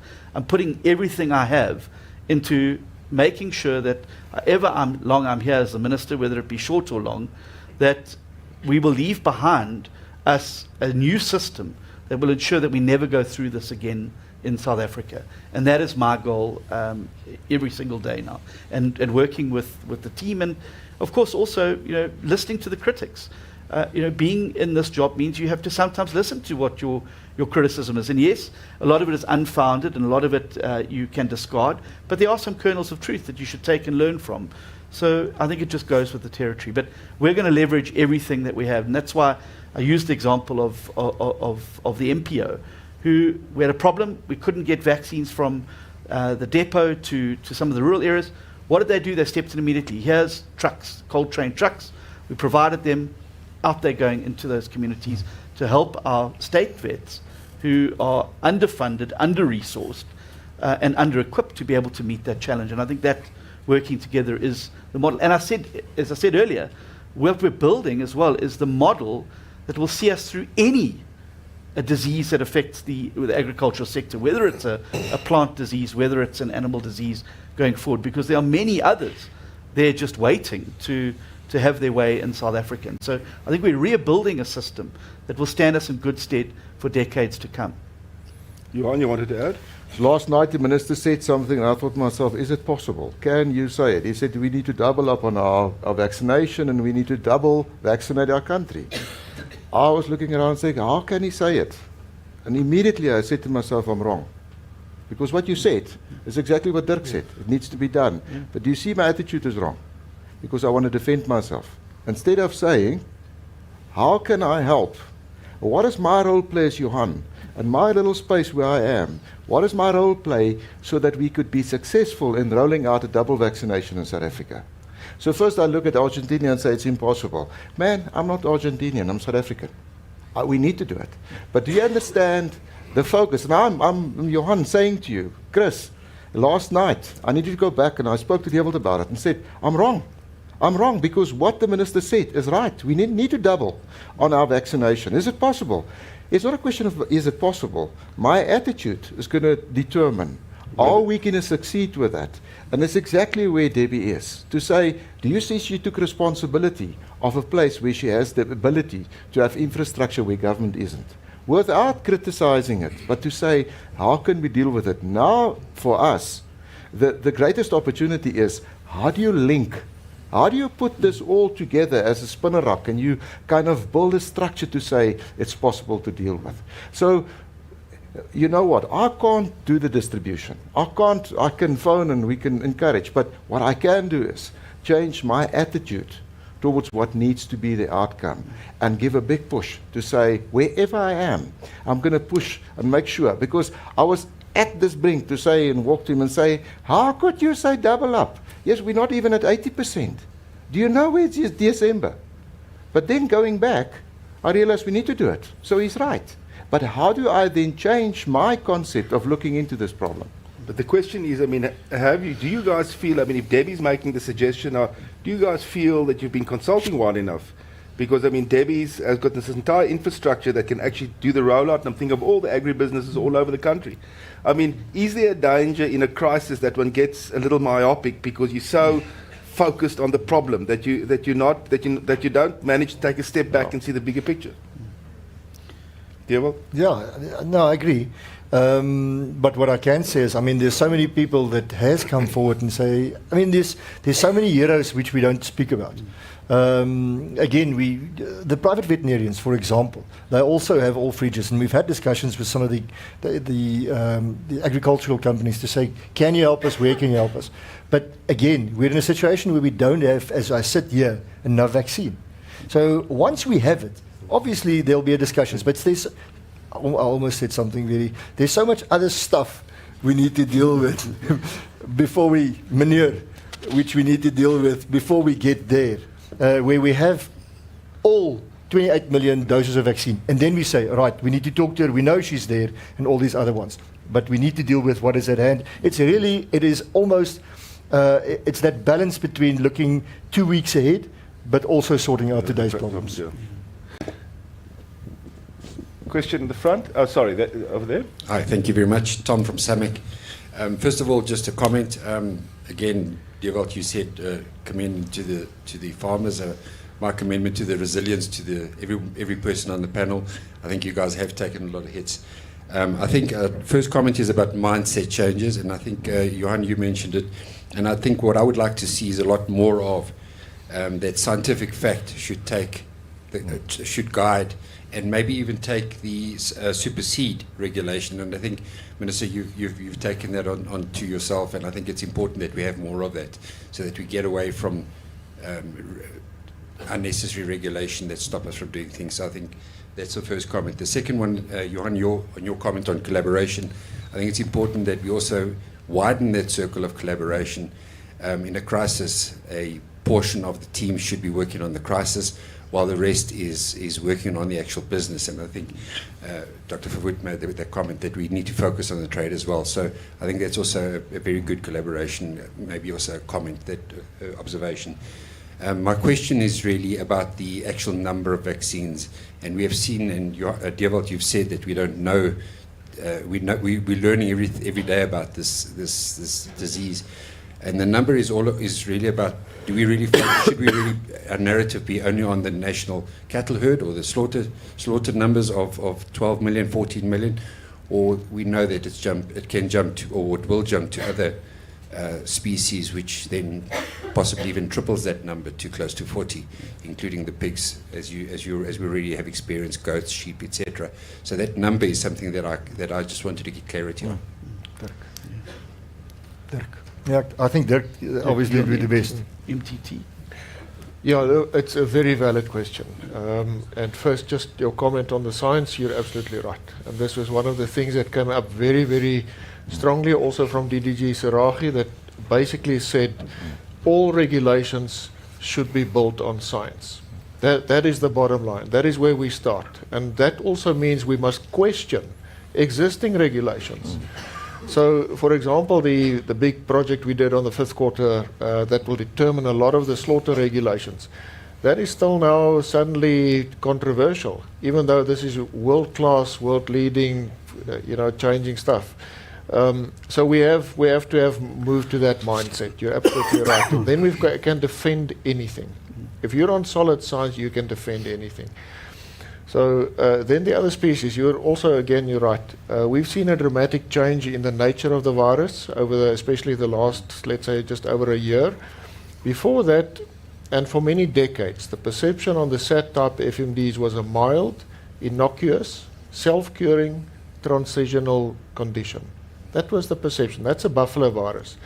Over the last few years, it has adapted to a new host spectrum. It has gained new characteristics. Some of them relate to contagiousness. The whole aerosol spread thing was highly controversial up to a few years ago. In Humansdorp, there's the first real indications, look guys, this thing is moving through the mist. The mist, the mist. So, and we have a lot of that. It's last year this time, when the change of seasons occur in the high rainfall area, you've got massive mist belts forming. That drove the transmission. It drove the transmission into our feedlot, basically, and the whole of southern Gauteng and many other areas, parts of KZN, etc., etc. So there's no question about that. The host spectrum also. Never before was SAT types associated with pigs at all. And for several years, if you think back how many hundreds of outbreaks have occurred since 2019, many of them in peri-urban communal settings, where there's free-ranging pigs eating the cattle manure and anything else in between, multiple opportunities for transition, not one case. Not one case. December last year was the first transition into commercial piggeries here in Potchefstroom, not far from here, in the Vaal River Valley. From there, a few others. Then into KZN, same story. Now recently, last week or two, in big piggeries in Limpopo. Most likely from aerosol spread into many of those high biosecurity areas. And suddenly, and the guys report thousands of piglets dying. Massive impacts. This morning I got pictures of a sable bull, a cow, with lesions, and she died. I said, look at the heart. We've got a multi-systemic disease, and that really is what we're fighting. So yes, in terms of planning, we must look at a reasonable target and reasonable projections, but not forget, we will probably have to factor in the pigs, for sure. and we might have to factor in some of the goat populations. We know goats play a role. Sheep, yes, they get it now and then, but whether they play a role, open question. So yes, in our plan. Yeah, I just want to put some context here as well. Obviously, we are procuring every possible matched vaccine that we can get our hands on internationally. And you know, I note from some of the media reports that some are under this illusion that there's this big warehouse or lake of vaccines sitting somewhere in the world just waiting for government to procure. We've literally scoured the earth. We've got Pirbright matched to our field strains. For the first time in 12 years, we sent field strains to Pirbright at the end of last year. We now have these matched vaccines. These are what is available for our field strains internationally. What we are now seeing is our partners, Biogenesis Bago and others, now committing to ramping up the production. And of course, we've got to bring in much more than the 28,000 that we need.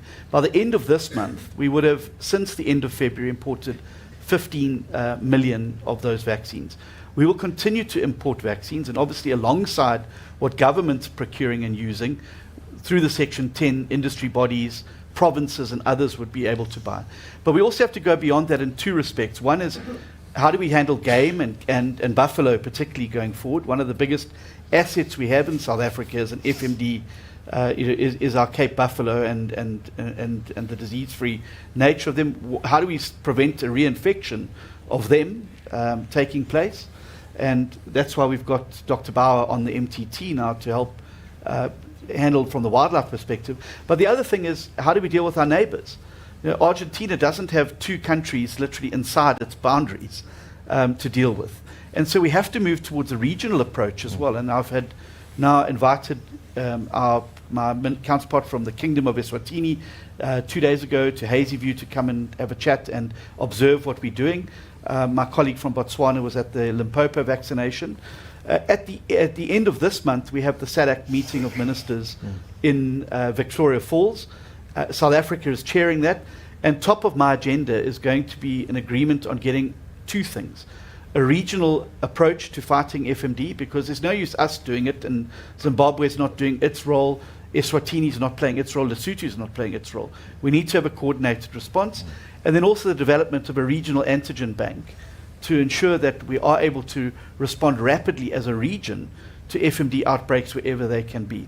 But for now, the big thing has been securing those vaccines, and that's why, Daniel, I'm so glad we could sign that agreement in Argentina, because there are outbreaks now, as Dr. Verwoerd has said. China has a massive outbreak of SAT1. There's a massive outbreak in Greece. There's huge outbreaks in the Middle East, and plenty more are going to happen. And our big worry was that we're now going to be competing for vaccine with other countries. Thanks to these assurances from our suppliers, I can confidently say that we will be able to vaccinate twice this year, before the end of the year, and that we will have a supply to ensure that we can have ongoing, both private and public sector vaccinations taking place. And we're going to have to look at as Dr. Wood has said, the other animals as well. Stadig, Minister, stadig. Because I think something that I'm a firm believer of is that the time is maybe overdue to consider the establishment of an FMD war room, where we're really going to combine the expertise from the, let's say, the MTT side, together with private veterinarians. Lab capacity is something that's really crucial, and let's combine some of these. Let's get one hand to hold all these tabs, because I think we're really at the point where it's absolutely critical that we don't slip on so many things, because there's too many things that can go wrong. We've had an offer of assistance from various organizations. TU is here also. There's support, there's assistance, but we need to combine all these huge amounts of goodwill into a proper structure. And I also hope that within the Section 10, the committee that needs to be established, that they can basically form an anchor role within that scenario. But I really believe that we need to consider something like a war room setup, where we get more people from industry involved and really make it their dedicated day-to-day job. Because this is a vital thing that we need to sort out in the farming economy in South Africa. Question here before we get to Kobus at the back. Sorry, Nick Wilson from News 24. My question, I just wanted a bit of clarity on Section 9 and Section 10. So basically, Section 9 is quarantine, you can't trade, and obviously Section 10 is vaccination. So they obviously they exist at the same time right now. So when can we see quarantine ending? Like when is that going to come to an end? I know that Dr. Verwoerd from Karen Beef basically said it is nonsense, it doesn't work. We're kind of beyond that now. Some clarity, and then obviously the minister also, I mean, you described it as like trying to fix an airplane while you're flying it. What is that? Are we talking about bringing the vaccines in, or are we talking about the two legislation sort of and how they work together, those two pieces of legislation? Thank you so much. Thank you. What I referred to was our biosecurity infrastructure, which has completely fell on the ground for the last 20 years. And it goes beyond just animal diseases, it's plant diseases as well. We are at severe risk of a number of potentially harmful pests and diseases that could have an equally devastating effect on grain, on bananas, on any crop. And so having inherited a system where biosecurity just had fallen by the wayside, and trying to put together a new biosecurity ecosystem in the midst of a biosecurity crisis is what I was referring to. Ideally, what you would like to have had is the policies, the Section 9s, the Section 10s, already behind in case of emergency break glass system. Right, we've got the FMD, break the glass, here's the manual, this is what we're doing, this is who's in charge, etc. We've had to really feel our way through this because we've really had nothing for the last 20 years. That's been able to respond in this way. And we're now having to develop it. But I think we're also learning important lessons on the job and learning them in practical real time, which I think will make whatever when we do have these plans in case of emergency break glass for the future now, they would have been stress tested in a real live environment. So there are benefits, and there's also a lot that gets lost in the fog of the fog of war. I mean, you're in the trenches, you're fighting this thing head on. We mustn't lose the lessons as we go along, and I think that's why it's so important that we have those Section 10 committees, that the ICC, the MTT, and that are honed to be able to play these roles going into the future as well. I just think we need to. I think your specific answer was about the quarantine. Yeah. Can I, maybe, you can have a veterinarian answer. In short, the Section 10 is actually working towards a private-public partnership. It's an alignment with government whereby certain role players who fits a certain standard can buy a vaccine, jump the queue and not wait for government to vaccinate, and I can procure and secure my own herd. So normally this would work in let's say in a dairy herd or in a feedlot situation where the guy says, I can't wait until you get to me to give me vaccination. I want to jump the queue, I'm willing to pay for it at some stage, get the vaccine and ensure. So feedlots need roughly 350,000 doses a month, which they will buy and then vaccinate their cattle. Your second question with regards to the Section 9, where it fits in. Section 9, the heading in the Act, we work towards or back to the Animal Diseases Act. That is control measures. So there's a contingency plan, and we changed the name from the contingency plan because an outbreak of foot and mouth disease is not a contingency anymore, it's a reality. So we say FMD management plan, but it's in the control measures under Section 9. And that goes towards quarantine. It's not entirely right to say quarantine is not working and shouldn't be done. If an animal is sick and there's a disease, then it still needs to be quarantined. But it goes into effect that after vaccination, the process looks different. And it's not a 6 and a 12 month and a whatever. It needs to look different. So quarantine is, if I have a disease, I'll stay at home. And that's effectively quarantine. But the quarantine shouldn't be 12 months. It should be much lesser. And I think that's where the quarantine comes in. But in layman's terms. Yeah, the Section 9 is more than just about quarantine. Yeah. There's some other regulations, things that you have to comply with, and making things clear. Once there was an outbreak or there is this or that case, that will all be covered in Section 9. And auctions as well. Auctions amongst them as well. Yeah, auctions, movement control, slaughter regulations, traceability systems, all of those things. So that is how you deal with an outbreak. So the purpose of quarantine is very simple. It is containment. You contain a situation. That's all it is. And the point that we're making is to say that with the help of all these powerful vaccines, we can reach that point of containment much quicker than was previously left to time and let something take care of something. We take care of the situation, we contain it, we bring it under control, and once it's stable and sorted, it's the end of the story. That is that. So it's not as if quarantine disappears. It's just a very focused part of a strategy to contain an outbreak. And every outbreak, remember this, even though we've got an epidemic, every outbreak is a potential source. It's a factory. If a feedlot or a dairy has an outbreak, there's a plume of virus. That's the start of aerosol transmission. There must be a plume. Right, so you're protecting everything around you by containing that factory. Okay. Kobus? Thank you. Debbie, you used all my English, so I will try my best. John, I also have a cooler on the farm, but what I have else is a 60/60 motorbike. So what I try to say to you, get the private sector totally fully in with your plan and look at the capacity they have and capability. This thing is not, it's like a tango dance. It takes two to tango. So if you're not integrated the private sector fully, we will lose at the end. But the one thing I want to mention, there was two things standing out, trust and communication. And Johan mentioned about something about food security.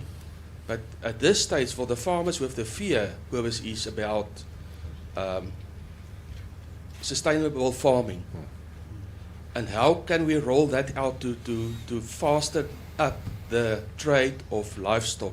Because it's too slow now. So we must look at the process, how we can start the process quicker to move the animals. It's like a rumen of a cow. If it stands still, you struggle to get it back on again. So yes, how are we going to do that? And thank you for what you do with a malfunction department at the end. You tried your best, and thanks for that. Anyone want to respond? Well, I just want to say I was in opposition for many years, and I had a view about government from the outside. I can tell you, when you're on the inside, it's 1,000 times worse than you ever imagined. But thank you. And yeah, I mean, obviously, I've been very determined since I became minister. One of the 7 pillars, apart from biosecurity as everybody's responsibility, is partnerships for growth, and is recognition that the expertise, the knowledge, the know-how, the experience doesn't lie in the Department of Agriculture. It lies in the sector, with our producers, with our veterinarians, with our industry bodies, and they have the knowledge and know-how. The Department of Agriculture's role is not to farm or tell farmers how to farm. Our job is to build a system that enables to make it as easy as possible for the people who know what they're doing to get on and do it. And that means cutting red tape, looking at regulations, etc. And certainly as we move forward, you know, as I said, in the deal world, you would have wanted your Section 9 and 10 in place before you changed your policy to mass vaccination. So it would have been more coordinated. But because we are fixing this thing in midair, there are some delays. And yes, I've made mistakes. I'm not standing before you today to say that I haven't got things wrong. Of course, I've got things wrong in some instances. But I think that we're heading in the right direction now. I think we've got the right people involved. I think we've got the public, the private sector buy-in, and of course we can expand it. And I mean, both you and Debbie have made great offers today, and perhaps in the ICC and in the ministry we need to be going out and looking what other resources are there for us to use. But I'm absolutely committed to ensuring that it is the private sector that is the main partner with us in combating not only FMD but other animal diseases and plant diseases as well. We're running a little late on time, so we'll take another few questions. I think, Honey, jy's volgende. Thank you, Chris. I just wanted to ask the Minister, by when can we expect the Section 9 to be published? Yeah. Well, thank you. Obviously, I'm waiting for the MTT and the ICC, who had the joint meeting. You know, there's a perception, I think, by some that I sit into the early hours of the morning writing these things. These things are developed by the people who actually know what they're talking about. So the MTT, I understand, is busy today with the Section 9.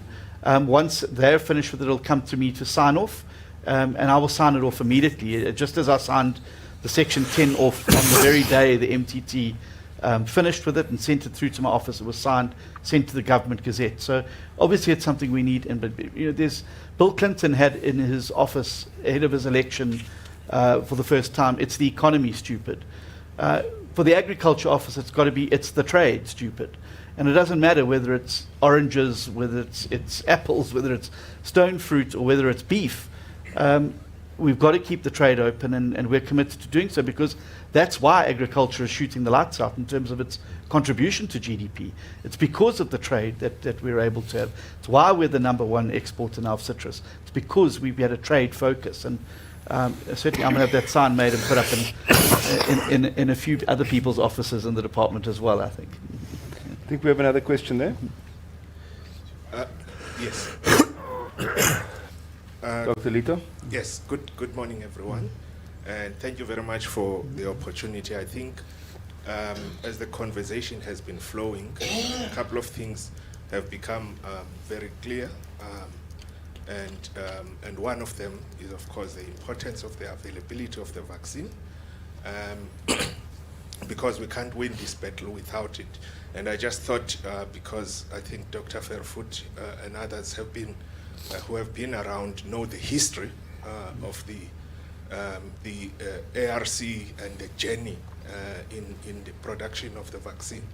And it is true that it is better to maintain a system rather than to try and build it from scratch, which is what we are doing now, a system that has been neglected for a very long time. South Africa started importing vaccines from Botswana in 2006 when it decommissioned the system. Of course, there are a number of other things. It wasn't just let's stop and import. Technology had changed. There were a number of other considerations. We moved from the roller bottle system to the system that is being used now with bioreactors, etc. And it's taken a while, but we are pleased that we are now in the right footing in terms of getting that capacity back on track. And we were able to produce from the experimental system early this year, and the installed portable system is the one that gave us the SAT2 that Minister talked about during the month of April, and we have now pivoted back to try to produce SAT3, a trivalent vaccine. Again, the quantities are still too small to talk about, but I can also share here that we have also procured another. It's still a portable system because there's a lot of money required to build a factory. A new factory, but the system that we have procured is now going to give us about 10 times what we have now, which will be still very far from satisfying the requirements for vaccinating the national herd, but it's going to be make a huge difference in terms of what we need. On the diagnostic side, because that's also a one of the weaknesses we have experienced, all of us, because there has been a significant backlog. When those systems were designed, FMD was still contained only around the Kruger National Park area. And until the recent outbreak, the samples that would be received at the laboratory were just a couple of hundreds or so per day. And we are now receiving thousands of samples, and naturally that has created a significant backlog. And so we are happy that the capacity has been strengthened. We appointed new veterinary technicians from the 1st of April who have just completed their training and registration with SAVEC, and we have now added a few more. We've also added equipment, PCRs, freezers, etc. And so while the journey is still very long, and I was part of the interactions with our counterparts, Embrapa in Brazil and Inter in Argentina, who are also part of the journey for those countries to get to where we would like to get as South Africa. And we picked up a number of valuable lessons from their long journeys, and we will continue to work with them. There is a number of other colleagues now that are going to continue those interactions during the course of this month, and we expect to have the Brazilians from Embrapa in this country in August. So thank you very much for the opportunity. Thank you very much. We have another question there. Sorry, Ed Stoddard with the Daily Maverick.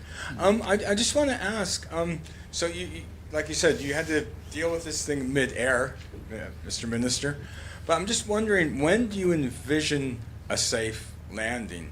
Do you have a target date that you hope, where you hope to be able to say that this epidemic is now over or no longer a major threat to South Africa's cattle industry? Thank you, sir. Well, certainly, I mean, Dirk and others can come in here, but certainly the experience from our Argentinian counterparts and our Brazilian counterparts was that number of 80% of the national cattle population. Dirk, I learned something new today. The national cattle population, where you'll start to see it receding but not disappearing, and we'll be getting more outbreaks under control. But I think Dirk said very clearly that it looks like it's a 24-month time frame. So we'll have to vaccinate now twice before the end of the year. We'd have to do the same again next year, and then I think we would be able to start making the various initiatives to try and get over. But Dirk, I mean, you guys have obviously been doing the modelling. Yes. And that you would know the No, I could add to that, and that's absolutely correct. I think we must tell each other or make peace with the truth, and the truth is that we have to learn to live with this disease.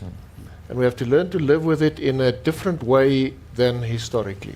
Historically, there was a band, and there was a control zone, protection zone, surveillance zone, yellow line, red line that we're all familiar with, and that contained the situation. It's out of that situation, and it will never go back. You cannot unscramble a scrambled egg. So our purpose is to achieve stability, and this is the big push. This is phase 1. Phase 2 will be built obviously on phase 1, and then there will be a different, let's say, emphasis in different sectors. But the feedlot sector will, for example, carry on vaccinating for a very long time, even after others have stopped vaccinating, because to allow your feedlot population to become naive again and expose yourself to a single introduction, which spreads in that highly concentrated population like wildfire, faster than you can respond, that would be irresponsible. But that would be living with the disease. In the same way that we as humans live with flu, even with COVID and others, but it is a different mindset than what historically is. We will never go back to the situation that we were in. We have some of our captive buffalo populations that were free, that are already contracted. So we have now pockets. This is a very unstable situation, and this is the journey forward. So in our minds, we must all realize we will have to learn to live with it, and it's slightly different in the different sectors, but that's the reality. Just the one thing to add to that, and that was also the learning from the Argentinian experience, what the vaccination does is bring certainty to the system. So you're not waking up at the beginning of the year wondering where there's going to be a FMD outbreak. Is there going to be a massive outbreak? Is it going to affect me? The vaccination strategy brings certainty to a number of those sectors as well, which I think is important if we want to start giving the assurance to our international trading partners that this is something that we've got under control. I think that is it. I think there are no more questions. Tobias, but I think that's going to be the last one.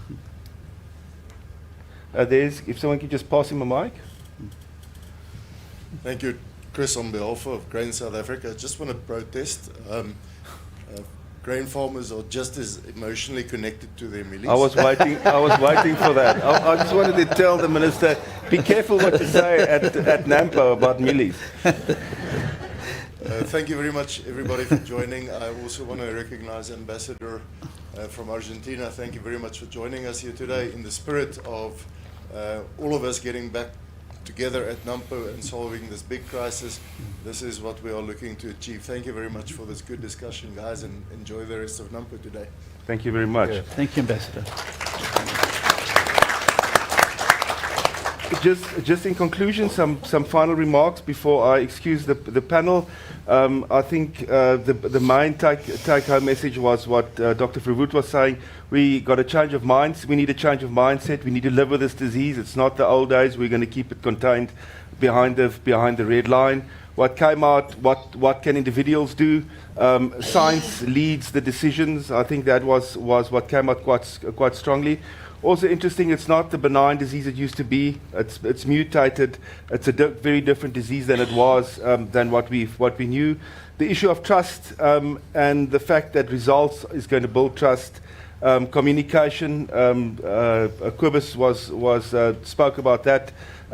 Communications being vital. The commitment from agribusiness. The fact that it's not only about foot and mouth, that we've got other epidemics in this country. I mean, Kobus would know, brucellosis. We've got a whole lot of serious animal diseases that we also need to look at. The regional approach is critical if we ever want to get this really under control. I think important is the insurance of vaccine supply. I think that's quite critical, especially in light of the outbreaks all over the world. If our vaccine supply gets choked off, then this whole approach starts crumbling. The commitment to getting the trade going, I think, is very important. I think that is what farmers want to hear, is that they can start trading. I think that analogy that Dr. Verwoerd used about the body, that the starts is the heart of the system, and the movement of animals is the blood supply. I think if we can get that commitment, get that going again. And then the fact that we mustn't lose focus on the Vision 2030. This is a crisis. It's a terrible crisis. It's caused immeasurable damage to the industry. But we do have this vision of a export orientated red meat industry that uplifts the poorest of the poor, because we've get everyone locked into a profitable supply chain, and that whole idea of a rising tide that raises all ships. That is where we need to get back to. And may this foot and mouth crisis, as terrible as it has been, be the galvanizing element that gets us back on that track. On that note, I wanted to thank our panel members, Johan, Dr. Verwoerd, Kobus, Minister Steenhuisen. Dewald, thank you so much for making time. Thank you for your valuable inputs. And all the best on the way going forward. I know that a lot of you guys are taking some serious hits. I had Dewald come and visit me down in Cape Town the other day, and he really looked worse for wear. We wish you guys. That's his look. Don't you? That's his look. We wish you guys the best. Thank you so much for stepping up and being prepared to be in the firing line and taking the hits for the industry. We really appreciate it. Ladies and gentlemen, thank you for your attendance. It has been really a stimulating conversation. Enjoy the rest of NAMPO and safe travels. Thank you.